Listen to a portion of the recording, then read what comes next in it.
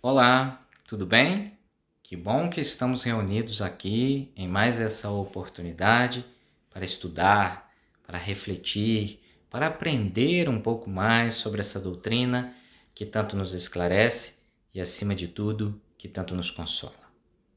Vamos rogar aos espíritos amigos responsáveis por essa tarefa que possam nos intuir, nos sustentar, nos guiar, nos conduzir na realização da tarefa que nos propomos.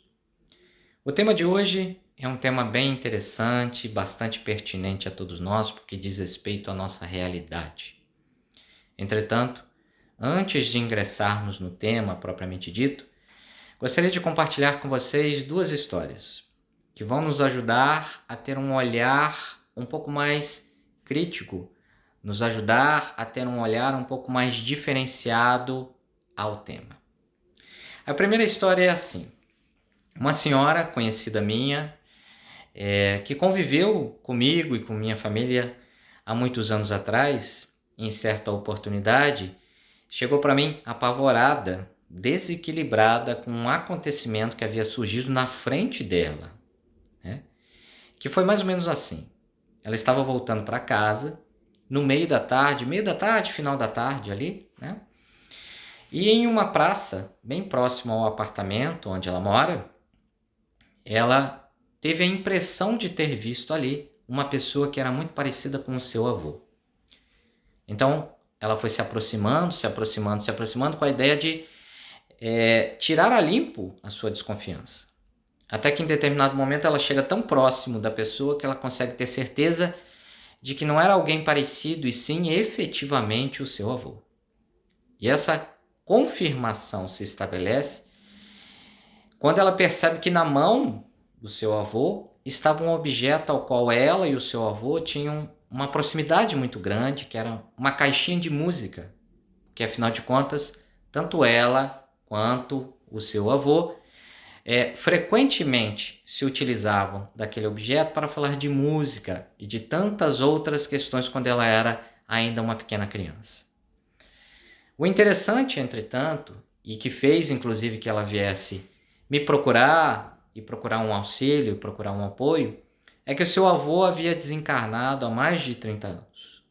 Então ela não entendia como ela poderia ter tido a oportunidade de encontrar com seu avô, que já havia desencarnado há mais de 30 anos. Ali, na praça, naquela circunstância, naquele momento. Evidentemente que dentro das minhas possibilidades procurei trazer informações e esclarecimentos para ela, para que ela pudesse se tranquilizar. Afinal de contas, a realidade espiritual nos cerca, faz parte de nossas vidas. E não deveria ser, assim como nós vemos no cinema e na televisão muitas vezes, um tema para nos causar pânico, um tema para nos causar temor. Mas é, entretanto, desta forma, exatamente dessa forma, que a maior parte das pessoas, e muitas vezes até nós espíritas, olhamos para o tema. A segunda história, que é bastante interessante também, é mais recente, aconteceu há pouco tempo atrás, quando eu estava indo para a casa espírita, já era noite, para assistir uma das reuniões públicas da nossa querida casa, Rita de Cássia, e eu observei que duas meninas, duas jovens, duas adolescentes me acompanhavam, quase ao mesmo passo junto comigo. Até imaginei que as duas ingressariam também no Rita de Cássia. Mas não foi isso que aconteceu. Quando eu estava muito próximo da porta, uma delas puxou a amiga para trás e, assustada, disse: não vá por aí, não passe aí na frente, pois nessa casa há espíritos. E as duas assustadas então saíram correndo, atravessaram a rua e passaram adiante pelo outro lado da rua, de tão assustadas que estavam com essa revelação que uma das amigas fez, né?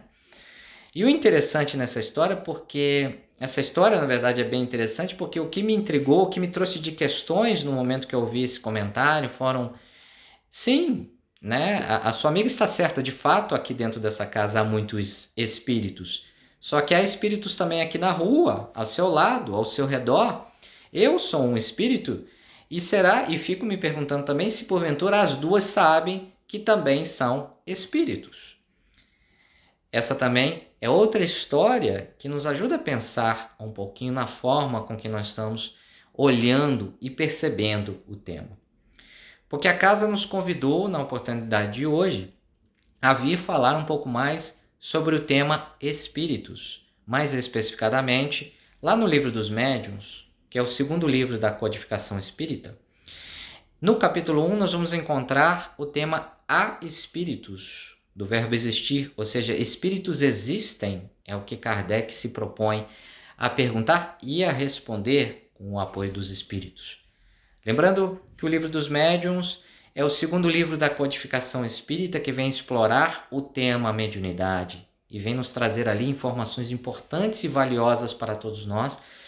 Vale muito a pena aprofundar a leitura e os estudos nesse livro por vários motivos, não só por sermos espíritos imortais, mas também por sabermos que todos nós, em determinado nível, somos dotados da mediunidade, temos a possibilidade da mediunidade. Vide o exemplo da intuição, esse instrumento poderoso que está à disposição de todos nós. Então vale muito a pena, sim, aprofundar os conhecimentos nesse tema.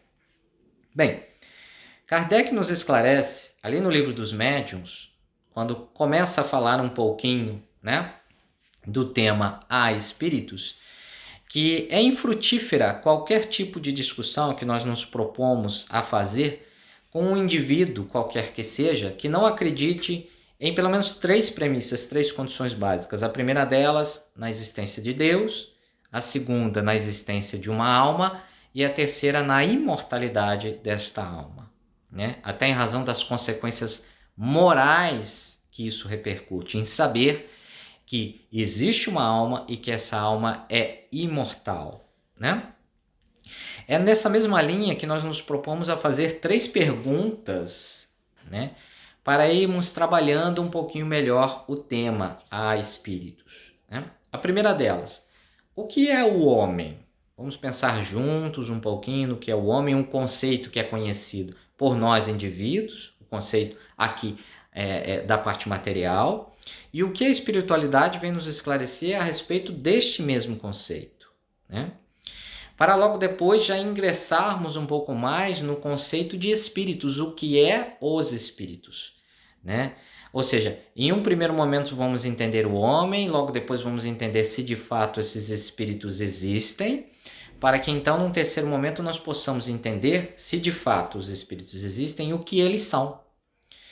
E na mesma oportunidade falarmos um pouquinho da alma, porque essa em geral também costuma ser uma dúvida bastante recorrente, Qual é a diferença entre espírito e alma?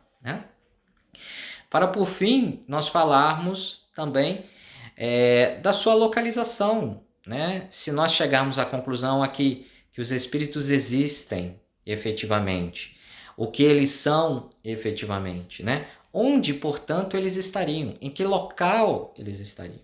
E pensarmos até, e inclusive, se existe eventualmente a possibilidade de comunicação, com esses espíritos, de alguma forma, que é um tema, inclusive, bastante explorado aí no Livro dos Médiuns também. O que é importante antes de avançarmos aqui um pouquinho mais e entrarmos no conceito, no primeiro conceito proposto, é que Kardec nos esclarece que é importante nós termos consciência e entendimento que a maior parte de nossas dúvidas ou temores que eventualmente surjam para tratarmos esse tema são resultado direto de nossa ignorância, ou seja, da nossa falta de conhecimento sobre o tema. Da mesma forma que ele relata que qualquer ideia relacionada a esse tema sobre os espíritos, qualquer crença que se faça nesse sentido, ela precisa ser necessariamente fundada na existência de um princípio inteligente. Então agora vamos iniciar a nossa trajetória falando um pouquinho do conceito do homem. Lá no dicionário de língua portuguesa, o homem é definido como um ser humano, um animal bípede da ordem dos primatas, pertencente à subespécie Homo sapiens sapiens. Kardec, em um conceito muito similar, tratando especificadamente da visão do corpo e do aspecto anatômico, nos esclarece que o ser humano, assim como ele nos traz o conceito lá na Gênese, no capítulo 10, quando vem tratar do homem corpóreo, nos esclarece que deste ponto de vista, do ponto de vista corpóreo e anatômico, o homem pertence à classe dos mamíferos, dos quais unicamente se difere por alguns matizes da forma exterior. E aí o trecho que eu gostaria de dar destaque aqui é o seguinte: ele, homem, nasce, vive e morre nas mesmas condições que qualquer outro animal da sua mesma espécie. Seu corpo se decompõe como tudo que vive, e não há nele, portanto, no seu sangue, na sua carne ou nos seus ossos, qualquer átomo diferente do que aqueles que se encontram no corpo de outros animais. E aí, quando nós ouvimos um conceito como esse, é muito natural para nós, que ainda estamos, em razão do nosso nível de crescimento espiritual, ainda bastante envolvidos com a matéria. Claro, temos exceções, evidentemente, mas em caso geral, bastante envolvidos com a matéria, pensarmos, mas de fato não há nada que me diferencie dos demais animais? Como fica a questão, por exemplo, das minhas emoções, dos meus sentimentos, da minha consciência? Como fica? Pensando nisso, até porque Kardec era conhecedor do espírito humano, assim como os espíritos que o guiavam, profundos conhecedores do espírito humano, complementam essa conceituação dizendo: ainda que isso lhe fira o orgulho, tem o homem que se resignar a não ser no seu corpo material mais do que o último anel de animalidade na terra. E complementa ainda, e aí o trecho mais interessante para nós: todavia, quanto mais o corpo diminui o valor aos seus olhos, tanto mais cresce a importância do espírito, tanto mais cresce a importância do princípio espiritual. Se o primeiro, corpo, nos nivela ao bruto, o segundo, o espírito, nos eleva a incomensurável altura. Vemos o limite extremo no animal e não vemos o limite que chegará o espírito do homem, nos esclarecendo, portanto, que estamos falando de duas coisas diferentes. Uma é o corpo, o outra é o espírito. O que efetivamente nós somos? Espíritos imortais, que estamos nos utilizando de um corpo como ferramenta muito útil no atingimento de nossos objetivos, os objetivos da encarnação, assim como nos esclarece a questão 132 do Livro dos Espíritos. E nessa mesma linha, Leon Denis, lá no livro Depois da Morte, vem nos esclarecer: o homem, sob o seu invólucro material, referindo-se ao corpo, é continuamente renovado, ou seja, ele vai trocando de corpos conforme as suas encarnações vão evoluindo.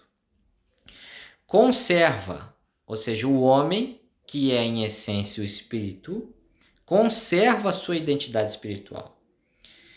Esse eu indestrutível, essa consciência que se reconhece e se possui, numa unidade central, que é, como nos esclarece Leon Denis, o seu verdadeiro eu.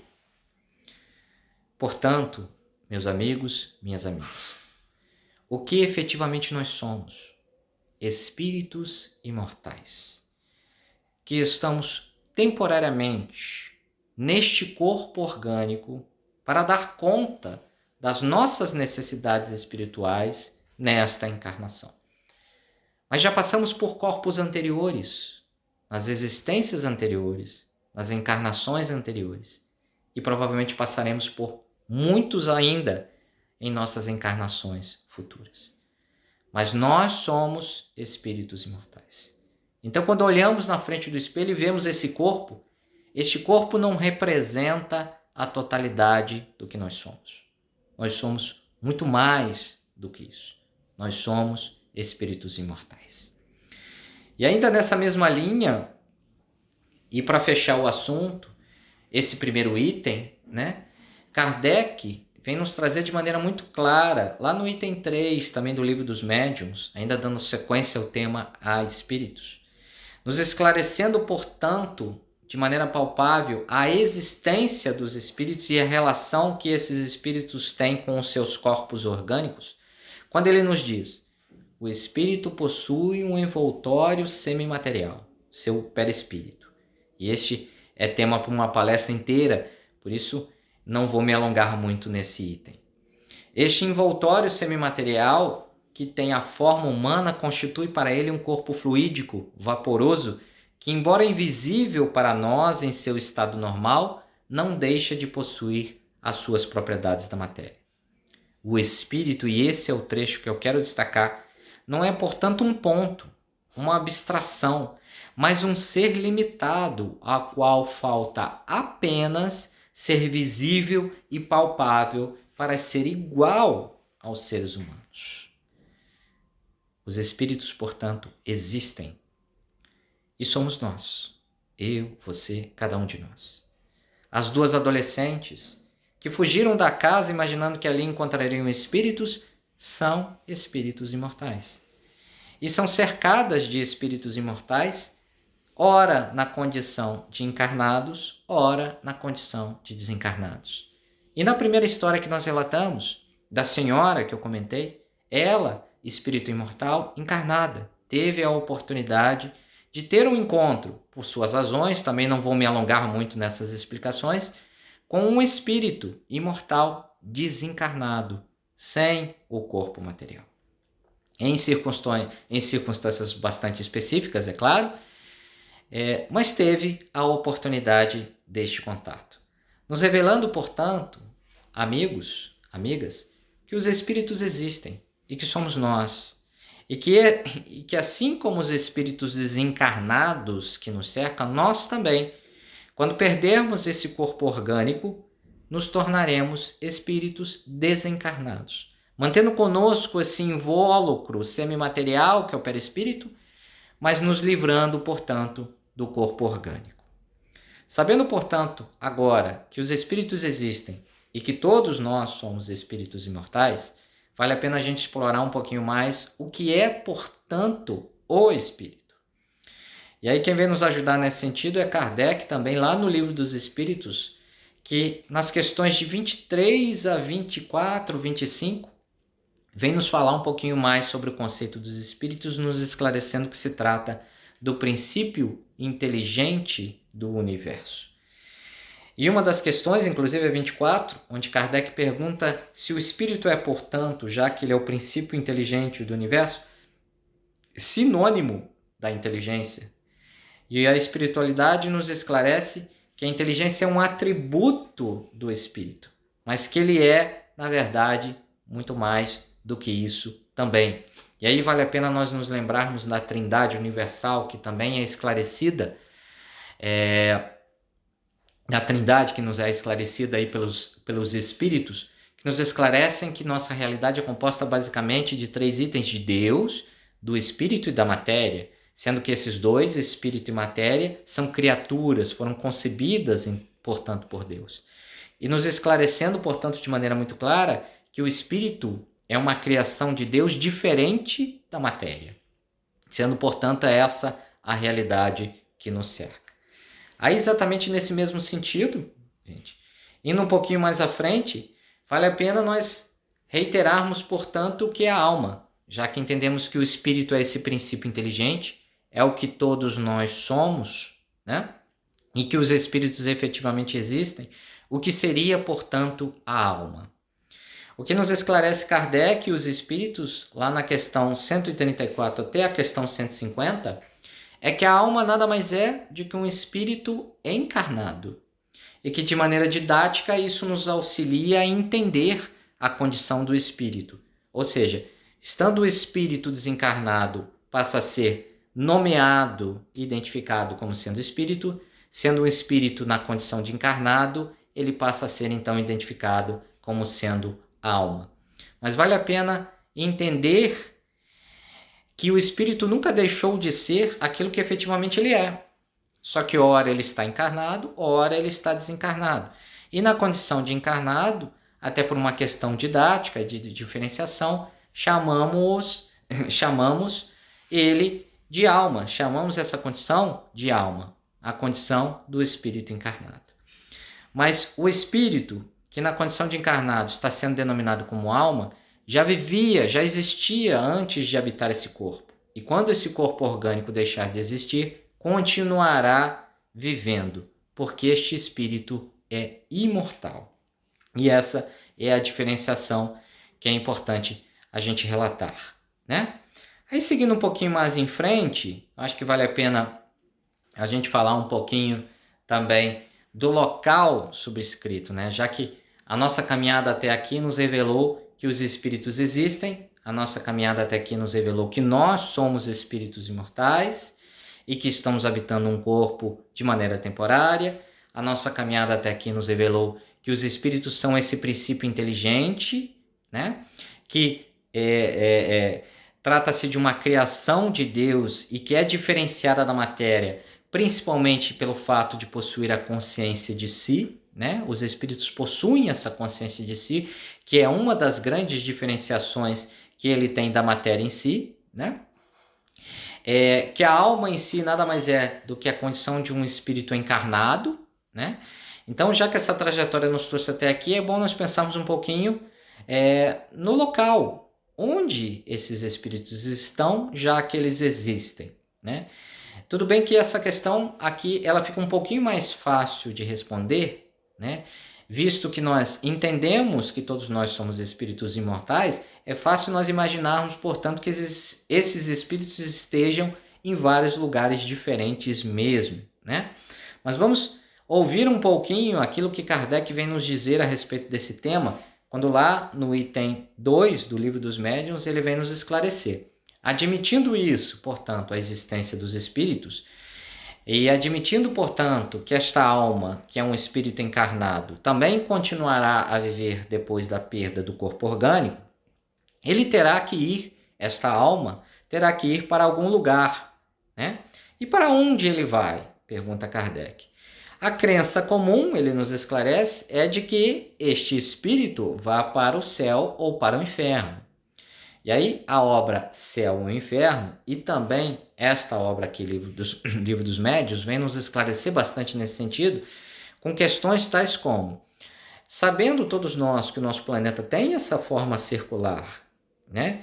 Que sentido faria dizermos a existência ou aventarmos a existência de um céu ou de um inferno, visto que um estaria em cima e o outro estaria embaixo? Não faria muito sentido. Da mesma forma que, conhecendo todos nós a realidade de que o nosso planeta não é o único deste universo, não é o único nem sequer deste sistema solar, e que os espíritos já nos esclareceram, assim também como o nosso Mestre Jesus nos esclareceu, que há, portanto, muitas possibilidades de moradia para esses espíritos, né? Quando eu me refiro ao Mestre Jesus, lembrando de suas palavras que nos dizem: há muitas moradas na casa de meu Pai, nos esclarecendo, portanto, que todos esses planetas que estão disponíveis aí no nosso universo podem sim, se já não são, morada, né, para os espíritos.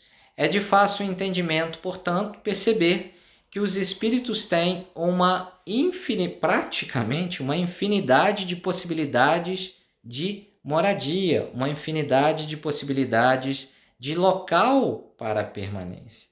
Então, quando perguntamos assim, onde que os espíritos habitam? Onde que eles podem estar? A resposta nos é muito simples. Eles habitam todos os lugares. Eles podem habitar todos os lugares. Eles podem estar em todos os lugares. Por isso, nós podemos imaginar que os espíritos, portanto, podem estar aqui, ao meu lado, podem estar aí, ao seu lado, podem estar lá na casa espírita, onde nós fazemos os atendimentos, os acolhimentos, tanto dos espíritos encarnados quanto dos espíritos desencarnados.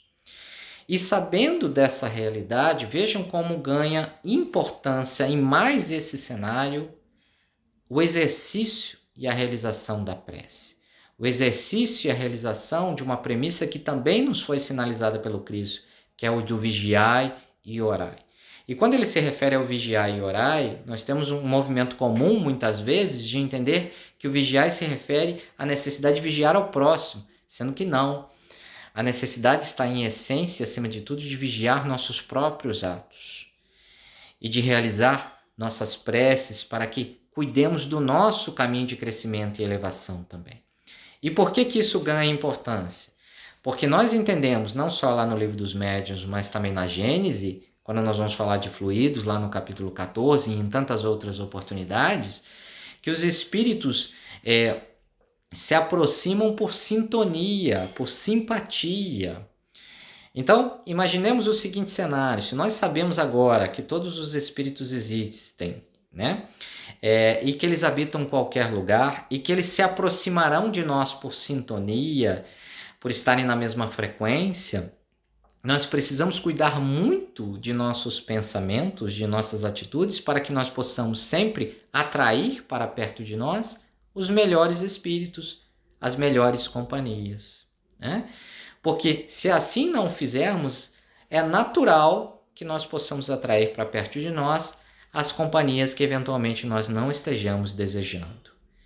Eis aí a importância também, como dissemos, da prece, que nos esclarece em várias questões do Livro dos Espíritos, né? A importância de nós realizarmos a prece com frequência, porque quando assim fazemos as preces pelos outros, as preces por nós mesmos, as preces por aqueles que já desencarnaram, as preces para a melhora do ambiente que estamos, as preces direcionadas, né, para que esse ambiente que já está tão carregado diante do momento que nós estamos vivendo, né, de isolamento, de quarentena e de tudo mais, de temor, que essas preces realizadas nesse sentido vão trazer para perto de nós as melhores companhias e contribuir significativamente para a melhoria desse ambiente, né? Então veja como ganha importância esse cenário.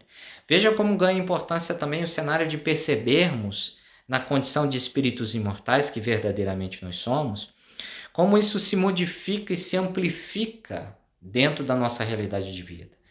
Porque a maioria de nós tem, de certa forma, até uma preocupação com o futuro. Quando, por exemplo, faz a realização num investimento de previdência privada, por exemplo, está projetando uma preocupação para o seu futuro.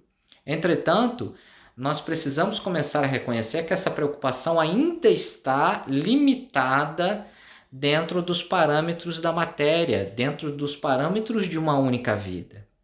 E essa não é a nossa realidade. Nós somos espíritos imortais, já temos uma história espiritual e a nossa história ainda continuará. Esta vida, a vida que nós estamos vivendo nesse momento, não é a nossa única. Nem foi no passado e provavelmente nem será no futuro. Será apenas uma de tantas passagens que faremos por aqui e por outros orbes também, né?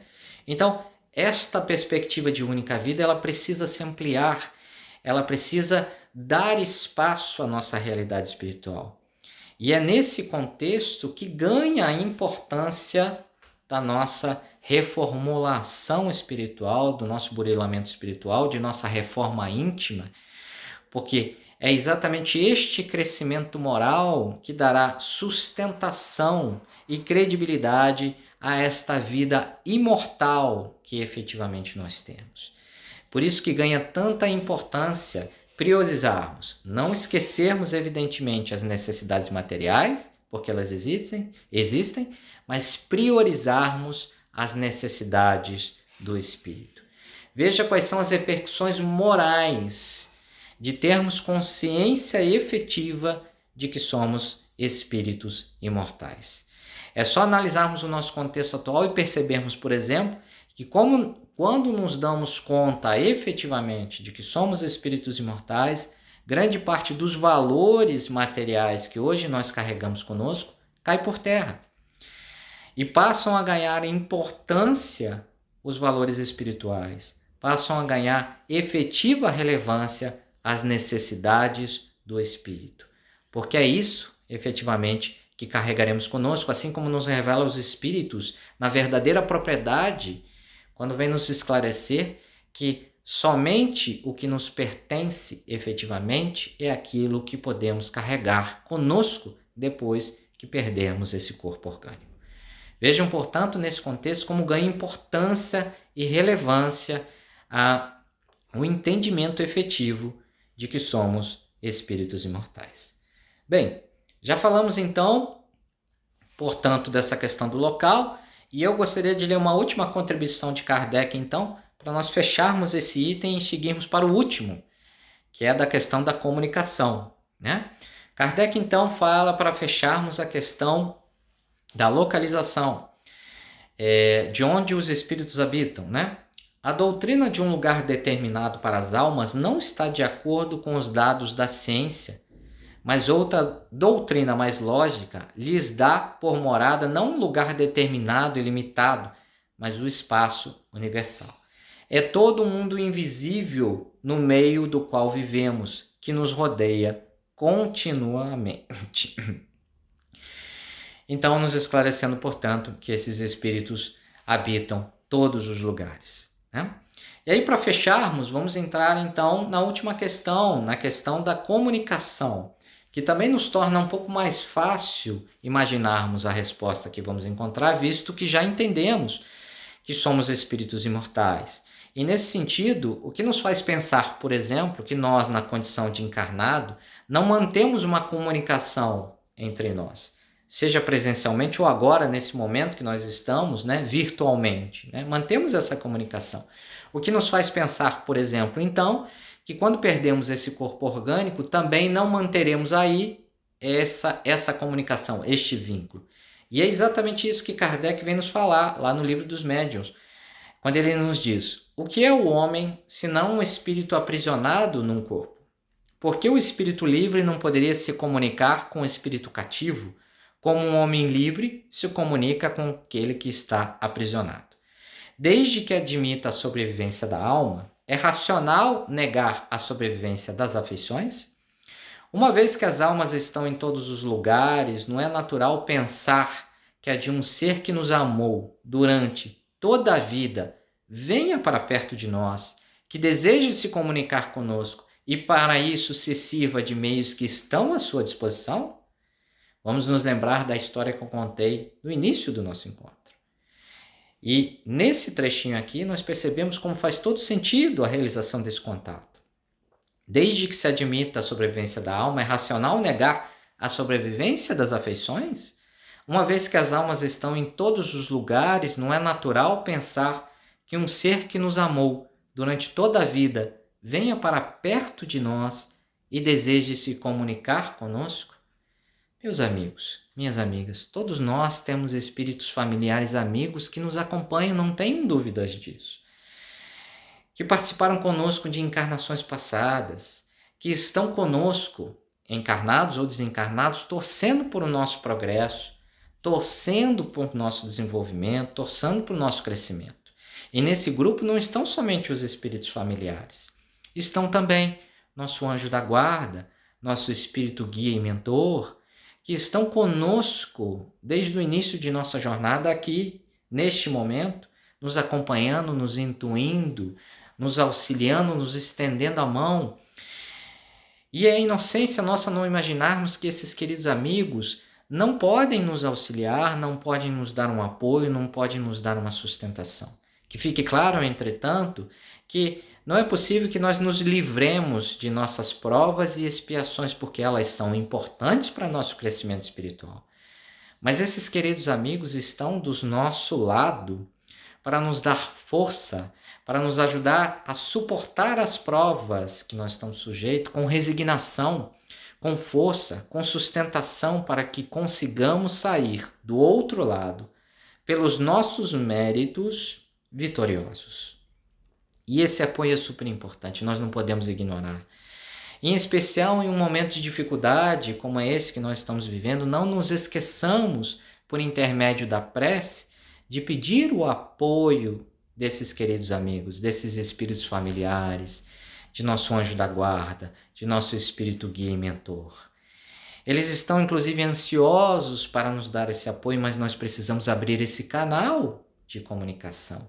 Nos lembrando, inclusive, da questão do Livro dos Espíritos, que nos esclarece que a interferência dos espíritos em nossas vidas é muito maior do que aquela que nós imaginemos, vamos permitir, portanto, que essa interferência aconteça, mas de maneira positiva, por espíritos do bem, através de boas atitudes que nós possamos praticar em nosso dia a dia, através da prece e da leitura edificante. Outra forma com qual essa comunicação se estabelece também, e que por vezes nós ignoramos, quantas oportunidades em dificuldade, em necessidade, nós fomos abrimos um livro de mensagens espíritas e a mensagem que caiu para a nossa leitura foi exatamente aquela mensagem que nós precisávamos ler. Quantas vezes isso já não aconteceu? Imagine, em um livro com mais de 100, 200 mensagens, qual é a probabilidade efetiva de nós abrirmos um livro aleatoriamente em uma mensagem que nós precisávamos ouvir naquele momento? A probabilidade é muito pequena, meus amigos. A lógica nos leva a entender, portanto, que é muito mais do que isso. Não tenham dúvidas que numa situação como essa, é exatamente este apoio, essa sustentação desses espíritos que existem, que estão ao nosso redor e torcendo para nosso crescimento espiritual, se fazendo presente. É essa presença, como nos dizia uma querida amiga, uma querida irmã da nossa casa, Rita de Cássia, que sempre nos falava com frequência, esse apoio, essa sustentação é escancarada. Então, vamos permitir que esse apoio e essa sustentação se faça presente em nossas vidas através da intensificação de nossas leituras, através da intensificação de nossas preces. Pois vamos nos lembrar, como já dissemos, quando nos damos conta efetiva de que somos espíritos imortais, grande parte dos valores materiais que temos em nossas vidas caem por terra. E percebemos aí efetivamente a necessidade de crescimento espiritual. Percebemos aí efetivamente a necessidade de burilamento, a necessidade de dar conta, ou melhor dizendo, de priorizar as necessidades do espírito. Não esquecendo as necessidades da matéria, mas de priorizar as necessidades do espírito. E aí termina Kardec dizendo: durante sua vida não agia sobre a matéria de seu corpo? Não era ela, a alma, quem lhe dirigia os movimentos? Por que razão a morte do corpo, em concordância com outro espírito ligado a um corpo, não emprestaria este corpo vivo para manifestar o seu pensamento, como um mundo pode se servir de uma pessoa que fala para ser compreendido? Nos esclarecendo, portanto, aí, através do instrumento da mediunidade, também mediunidade ostensiva, essa possibilidade.